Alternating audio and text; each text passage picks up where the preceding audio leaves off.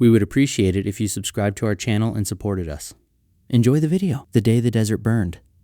Imagine this. It's the middle of the day, but you can't see the sun. Across the horizon, hundreds of towering pillars of fire rise from the desert. Thick black smoke climbs for miles into the sky, swallowing every trace of daylight. It becomes so dark that noon looks like midnight. This isn't a science fiction movie. This isn't a disaster film either. This really happened in Kuwait in 1991, and it remains one of the greatest man-made fire catastrophes in human history. Our story begins on August 2nd, 1990. That day, the armies of Iraqi President Saddam Hussein crossed the border and invaded Kuwait, a small but immensely oil-rich neighboring nation. What was the official justification? Iraq accused Kuwait of stealing its oil and of overproducing crude, driving down global oil prices and damaging Iraq's economy, which had just emerged from a devastating war with Iran.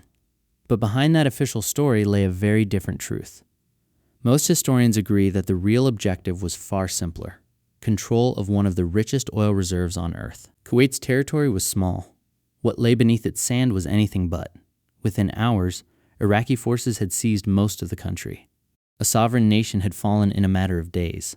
The world did not stay silent. The United Nations imposed severe economic sanctions on Iraq. Diplomatic efforts continued for months, but Saddam Hussein refused to withdraw. So the international community did something unprecedented. Led by the United States, a coalition of 39 nations, including the United Kingdom, France, Saudi Arabia, and Egypt, came together to form one of the largest military alliances in modern history. Their goal was clear: liberate Kuwait, January 17th, 1991. The operation had a name: Operation Desert Storm. The night sky lit up with coalition airstrikes. Weeks of relentless bombing followed. Then ground forces moved in. Iraqi troops, unable to hold their positions, began a chaotic retreat. But this was no ordinary defeat. As Iraqi soldiers withdrew, they didn't just abandon tanks and weapons on the battlefield. They carried out one of the greatest acts of environmental sabotage the world has ever seen. Kuwait's oil wells were deliberately set on fire. Not one, not 10. Nearly 700 oil wells erupted into flame, almost simultaneously. In an instant, the desert became the largest open-air fire the planet had ever witnessed. Some flames shot more than 100 meters into the sky, as tall as a 30-story building. In places, temperatures soared past 1,000 degrees Celsius, hot enough to warp solid steel and melt heavy machinery into slag. And this fire did not stop. It burned day and night, without pause, for months. Every single day, an estimated 4 to 6 million barrels of oil were either consumed by the flames or spilling out across the sand. Crude oil poured across the dunes, forming vast black rivers. Enormous oil lakes spread for miles, some so large they could be identified from satellite images. The scale of the smoke was almost impossible to comprehend. The black cloud hanging over Kuwait could be seen from space.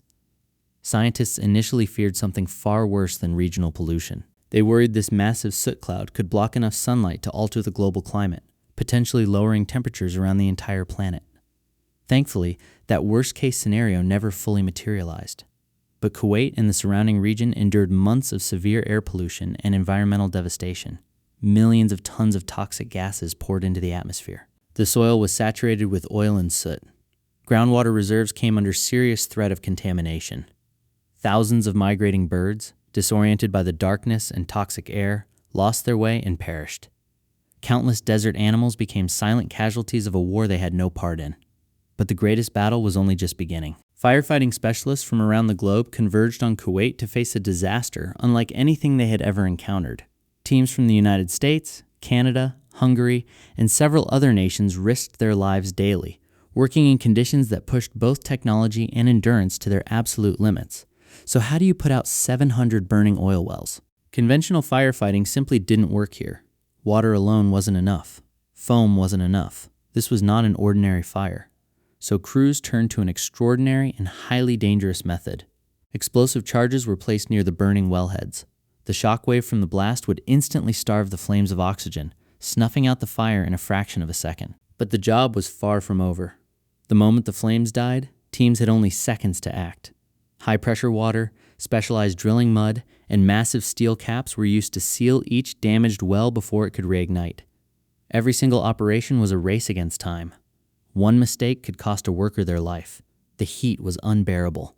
Toxic fumes burned their lungs with every breath. Beneath their feet lay pools of crude oil. Above them, a wall of flame that could erupt again at any moment. And yet, day after day, well after well, these teams pressed forward. This battle lasted exactly 8 months. The final burning oil well was finally extinguished on November 6, 1991. For 8 months, the sky over Kuwait stayed dark. For 8 months, the desert remained the largest open fire on the planet. So what was left behind? Millions of barrels of oil had been lost forever. Hundreds of square kilometers of desert land were left heavily contaminated. Kuwait's economy had suffered a blow that would take years to fully recover from. Experts estimate the total cost, including lost oil production, firefighting operations, infrastructure repair, and environmental cleanup, exceeded $200 billion.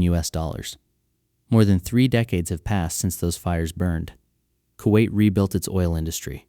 Production returned to its former levels. Cities came back to life. But the black smoke that once blotted out the sun over Kuwait remains one of history's most powerful symbols, a reminder of how war doesn't only destroy what stands between armies. It can devastate the relationship between humanity and the natural world itself. Sometimes wars destroy cities. Sometimes they redraw borders and reshape the fate of nations. And sometimes they set an entire desert on fire for 8 straight months.